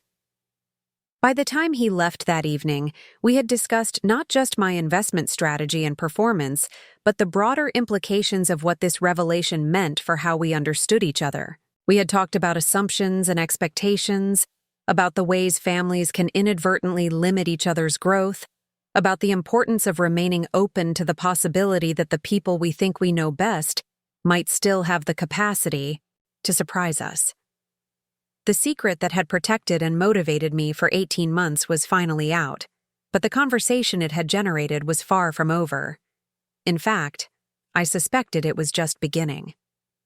The weeks that followed our thunderstorm, conversation transformed not just my relationship with Michael, but the entire dynamic of our family in ways I never could have predicted. The revelation had unleashed a cascade of changes that rippled through every aspect of how we communicated, how we made decisions together, and how we understood each other's roles and capabilities within our family structure. Michael had left that Tuesday evening in a state of what I can only describe as productive confusion. He was processing not just the financial reality of what I had accomplished, but the deeper implications of how thoroughly he had misunderstood my capabilities and motivations. In the days that followed, he began calling me with questions that had nothing to do with helping me understand modern life and everything to do with seeking my perspective on complex financial and business matters. "Mom, I've been thinking about what you said regarding Federal Reserve policy," he said during one of these calls. "Do you really think they're going to raise rates again this quarter? And if so, how should that affect sector allocation strategies?" These conversations were a revelation in themselves. Without the barrier of assumed incompetence between us, Michael discovered that I had developed insights and analytical frameworks that complemented his own knowledge in valuable ways. My patient, methodical approach to research balanced his more intuitive, relationship-driven business instincts. My focus on long-term trends provided context for his short-term tactical thinking. My willingness to challenge conventional wisdom offered alternative perspectives to his sometimes overly conservative professional caution. But the most profound change wasn't in our discussions about markets and strategies. It was in how we approached the fundamental question of what my investment success really meant for our family's future. The money I had allocated for Emma and Jake's education was substantial, but it represented something much more significant than financial resources. It represented a complete reimagining of how financial security and family support could work across generations. Michael had initially resisted accepting what he called such an enormous gift, but I had gradually helped him understand that this wasn't charity or even traditional grandparental generosity. It was a strategic family investment that made sense for everyone involved. My investment success had created resources that I didn't need for my own security, while his family faced educational expenses that would strain their finances for decades. Moving money from where it wasn't needed to where it could have transformative impact wasn't generosity. It was simply intelligent resource allocation. More importantly, I had helped him see that accepting this support didn't diminish his role as a provider or reflect any inadequacy on his part. The cost of higher education had increased far faster than wages or normal investment returns. Even successful professionals like Michael found themselves unable to save enough to fully fund their children's educational opportunities without significant sacrifice. This wasn't a personal failing. It was an economic reality that required creative solutions. "Think of it this way," I had explained to him. "You've been assuming that you had to solve this problem entirely within your own generation, using only resources you could accumulate during your prime earning years. But families aren't just collections of individuals. They're multi-generational economic units. I have time, experience, and capital that I can deploy effectively.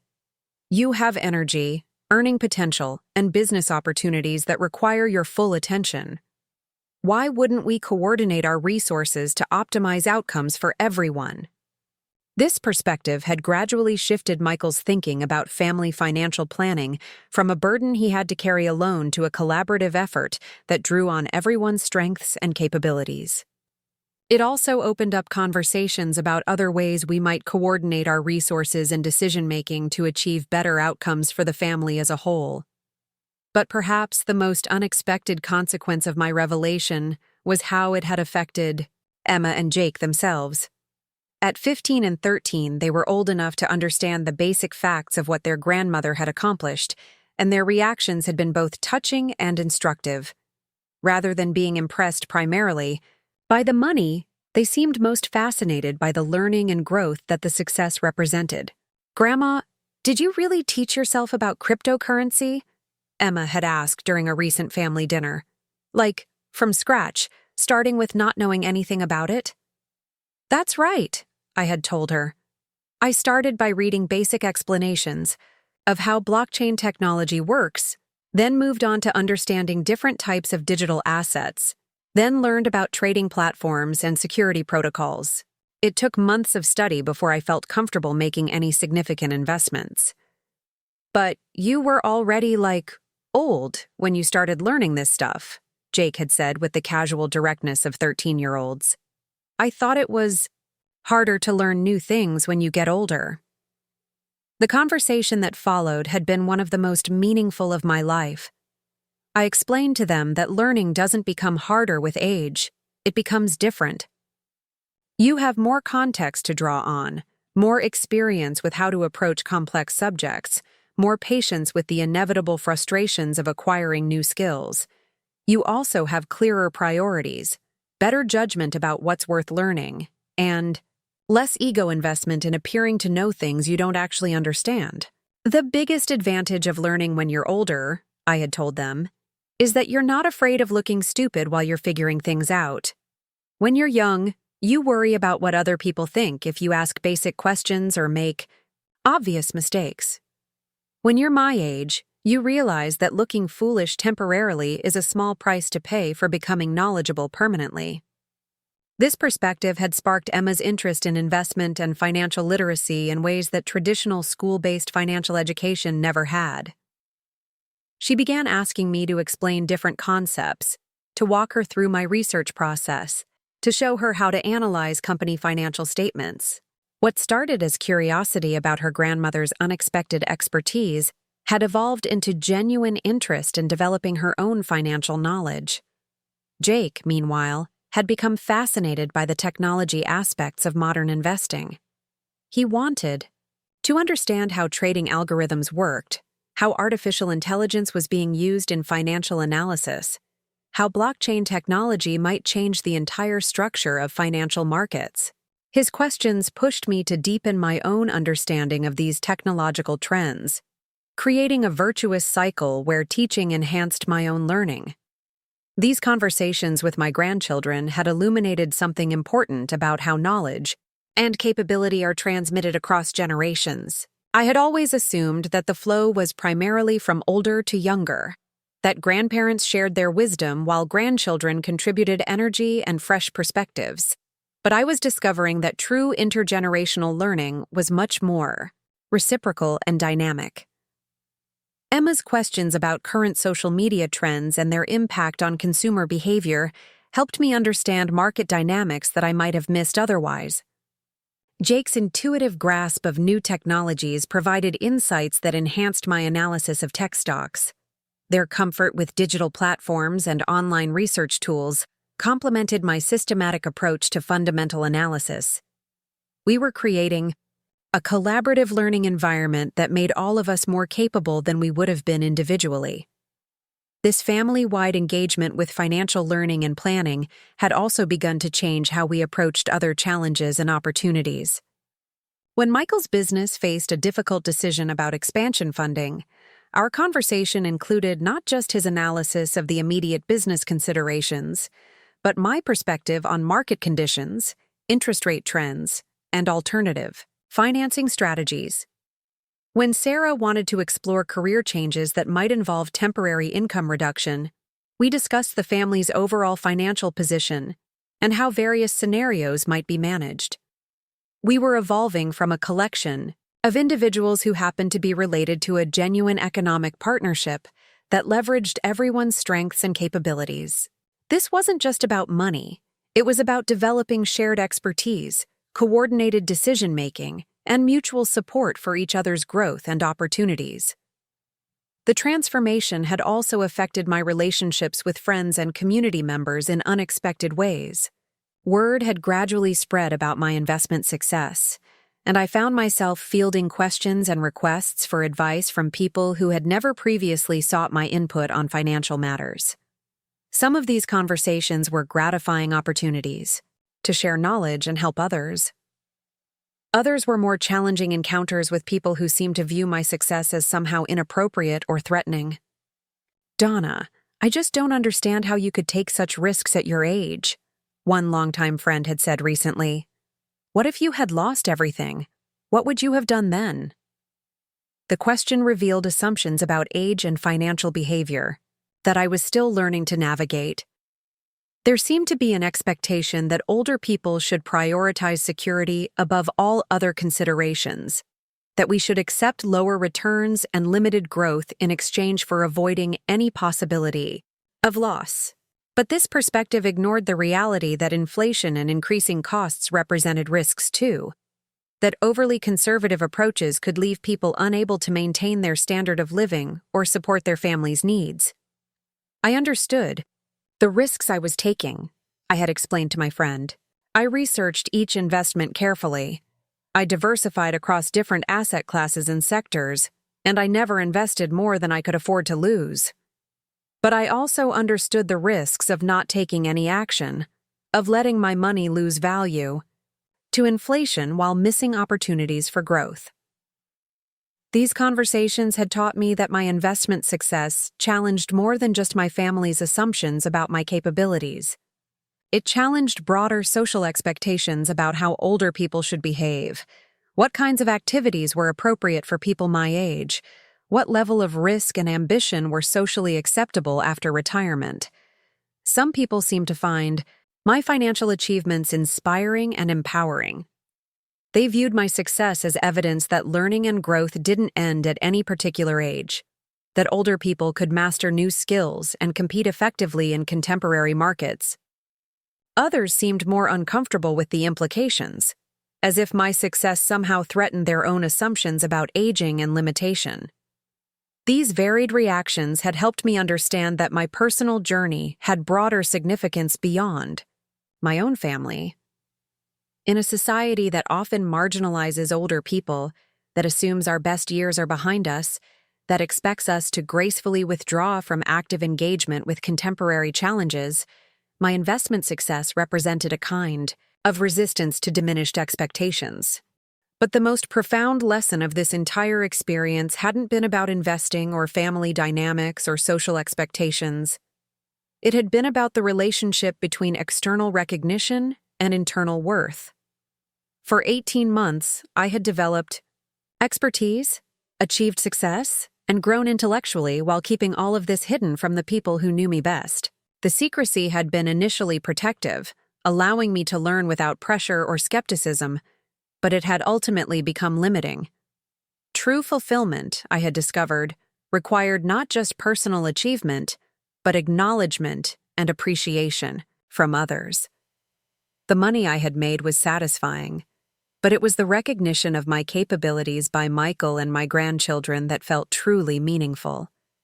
The investment strategies I had mastered were intellectually rewarding, but sharing that knowledge with family members who could benefit from it felt purposeful in ways that solitary success never could. The experience had also taught me about the difference between respect that comes from assumption and respect that comes from demonstrated competence.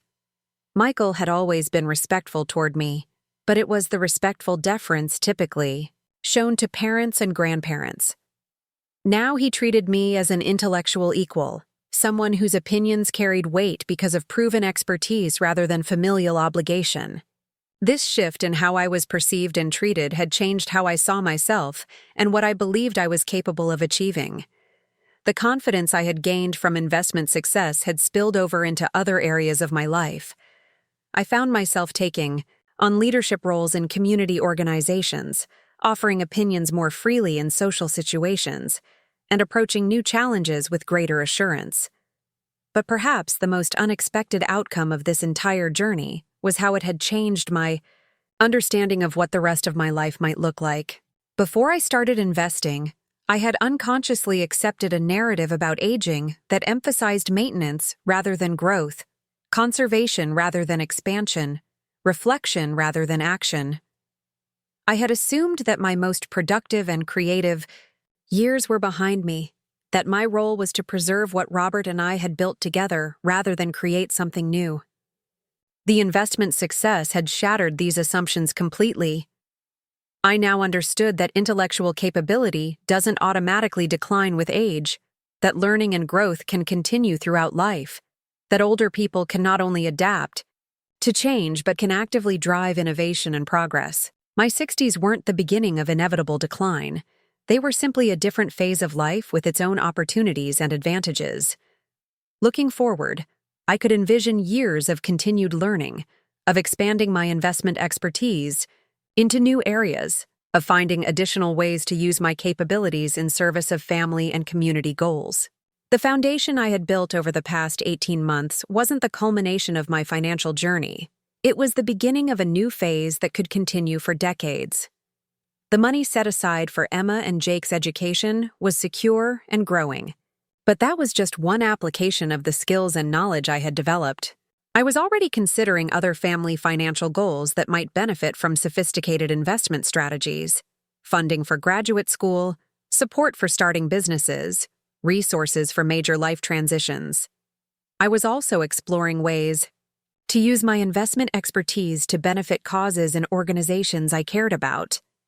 Most importantly, I was committed to ensuring that the lessons learned from this experience weren't lost on the next generation. Emma's growing interest in financial literacy, Jake's fascination with investment technology, Michael's new appreciation for collaborative family financial planning, all of these represented opportunities to build lasting family capabilities that would serve us well for generations to come. The story that had begun with Michael's casual dismissal of my understanding of modern life had evolved into something much more significant: a fundamental transformation of how our family approached challenges, shared resources, and supported each other's growth. The financial success had been rewarding, but the relational and psychological changes that had resulted from that success were the real treasures. As I sit here now, watching the markets open for another day of opportunities and challenges, I'm struck by how completely my life has changed since that difficult Sunday dinner 18 months ago. I'm the same person who made pot roast and listened patiently to well-meaning advice about meal delivery services. But I'm also someone entirely different, a person who has refused to accept limitations imposed by others' assumptions, who has demonstrated that growth and learning and contribution can continue throughout life, who has used newfound capabilities to benefit people I love. The greatest gift of this experience hasn't been the money, though financial security is certainly valuable. It hasn't been the intellectual stimulation, though that has been deeply satisfying. The greatest gift has been the discovery that I'm still becoming who I'm meant to be, that my story is still being written, that the best chapters might still lie ahead. When Michael said I didn't understand modern life, he was wrong in ways neither of us could have imagined. I didn't just understand it. I was actively helping to shape it, one carefully researched investment decision at a time. And in the process, I had shaped myself into someone I was proud to be. As I close this chapter of my life and reflect on the extraordinary journey that began with a simple dismissive comment about my understanding of modern life, I find myself overwhelmed by the profound lessons that emerged from what started as a personal challenge to prove my capabilities. The transformation that occurred over those 18 months was far more comprehensive and meaningful than I ever could have imagined when I first walked into that library seeking help with online investing. The financial success, while gratifying and practically beneficial, was ultimately just the surface manifestation of something much deeper and more significant. What really happened during those months was a complete reimagining of who I was, what I was capable of achieving, and what role I could play in my family's future. I discovered that the assumptions I had unconsciously accepted about aging, about learning, about my own limitations, were not just wrong, but actively harmful to my continued growth and contribution. When Michael made that casual observation about my inability to understand contemporary life, he was reflecting beliefs that are endemic in our society about older people and their capacity for adaptation and achievement. These beliefs are so pervasive that even those of us who are their targets often internalize them without realizing it. I had begun to see myself through the lens of what others expected from someone my age, rather than maintaining my own vision of what I might still accomplish. The investment journey forced me to confront these limiting beliefs directly. Every time I successfully executed a complex trade, every time I correctly analyzed market conditions, every time I outperformed professional fund managers, I was proving to myself that intelligence, capability, and the capacity for growth don't automatically diminish with age. In fact, I discovered that many of the qualities that improve with experience, patience, emotional discipline, long-term perspective actually provided significant advantages in financial markets. This discovery had implications that extended far beyond investing. If I had been wrong about my capacity to master financial markets, what other assumptions about my limitations might be equally unfounded? If I could learn to navigate cryptocurrency, exchanges, and option strategies, what other supposedly age-inappropriate activities might I actually excel at? The investment success became a gateway to questioning all the boundaries I had accepted without examination. But perhaps the most important realization was about the nature of respect and recognition within families. For years, I had accepted a role that was loving but ultimately diminished, where my contributions were valued in traditional domestic spheres, but my intellectual capabilities were essentially invisible. Michael's well-meaning condescension wasn't malicious, but it was limiting in ways that affected not just how he saw me, but how I saw myself. The revelation of my investment expertise didn't just change his perception of my capabilities, it fundamentally altered the dynamic of our relationship.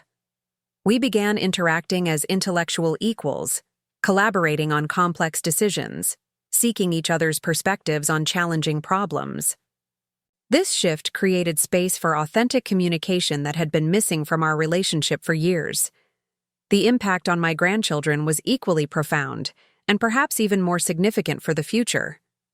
Emma and Jake witnessed their grandmother challenging conventional expectations, mastering new skills, and achieving success in areas where age was supposedly a disadvantage. They learned that learning and growth continue throughout life, that older family members can be sources not just of wisdom and tradition, but of innovation and contemporary expertise.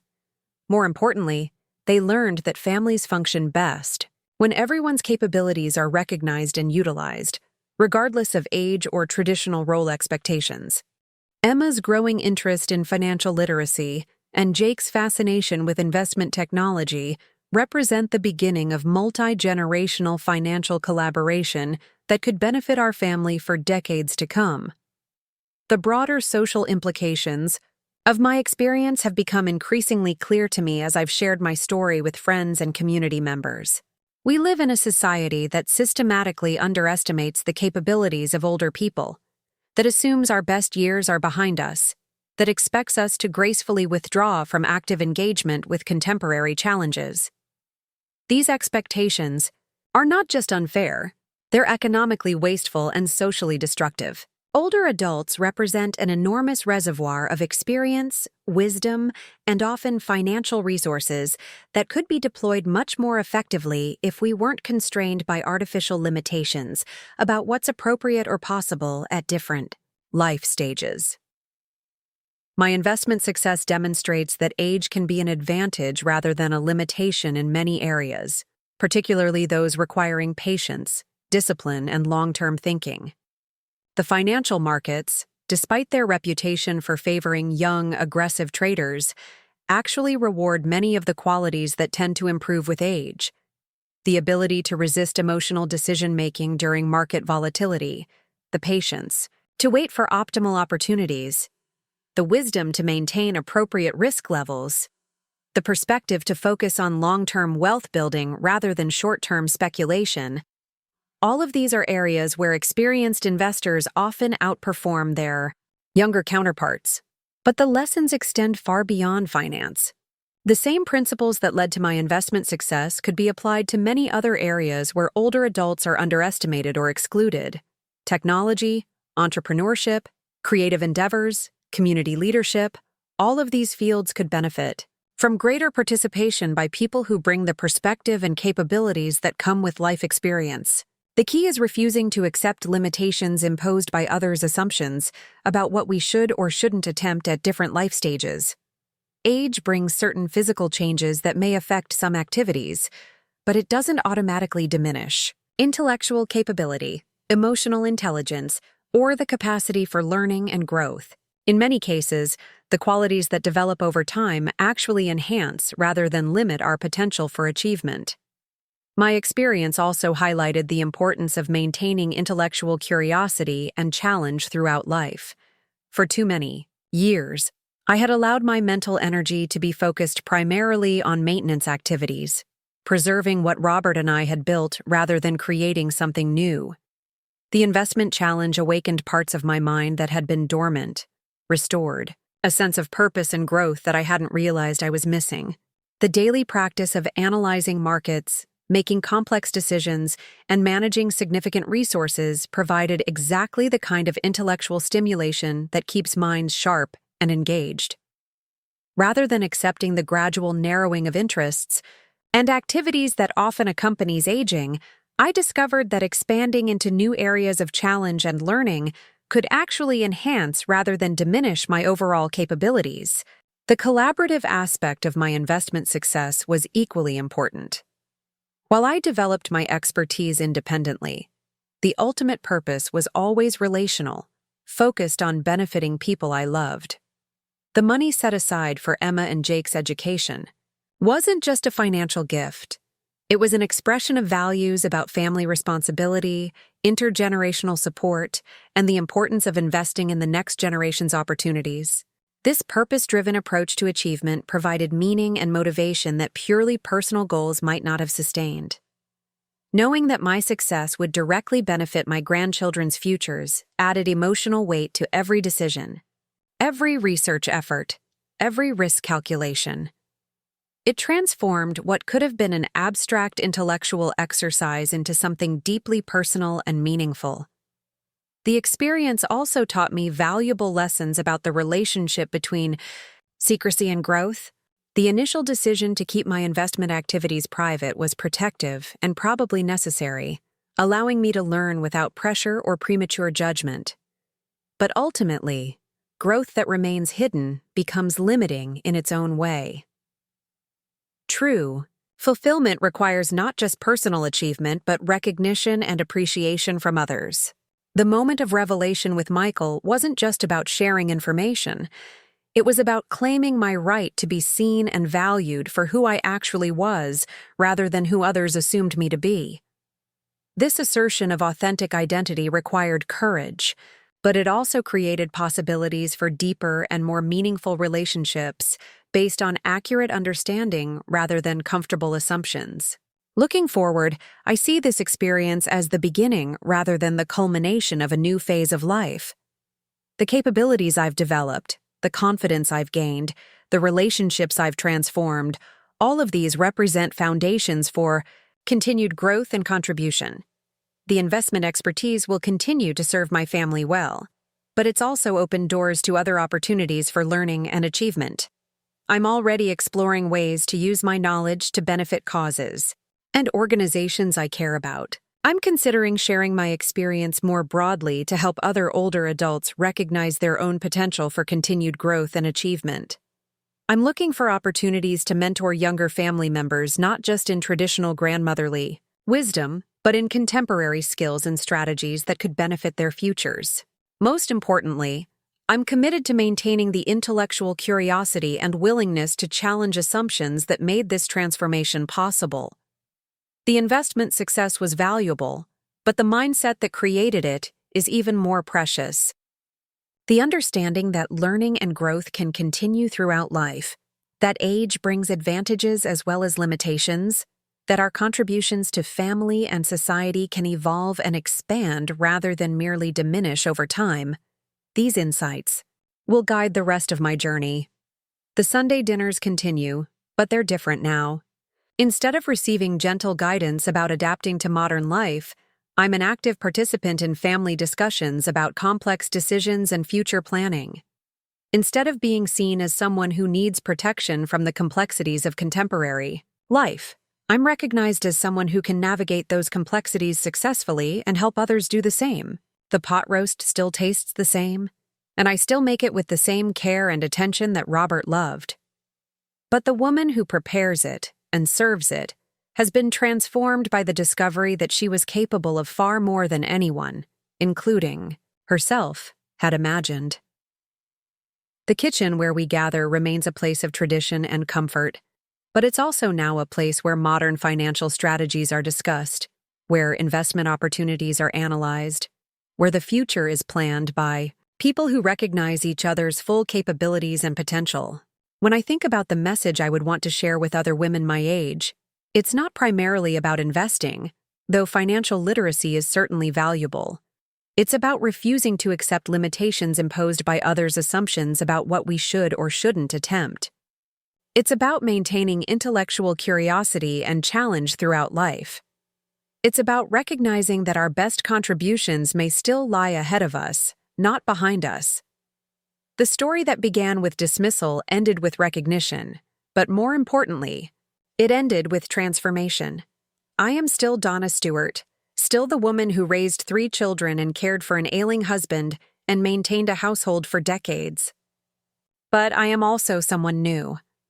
A person who has refused to accept diminished expectations, who has demonstrated that growth and learning and contribution can continue throughout life, who has used newfound capabilities to benefit people she loves.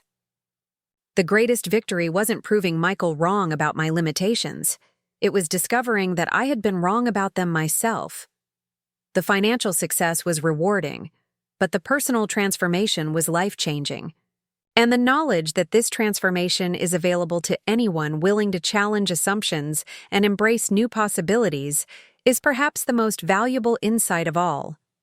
Up next, you've got 2 more standout stories right on your screen. If this one hit the mark, you won't want to pass these up. Just click and check them out.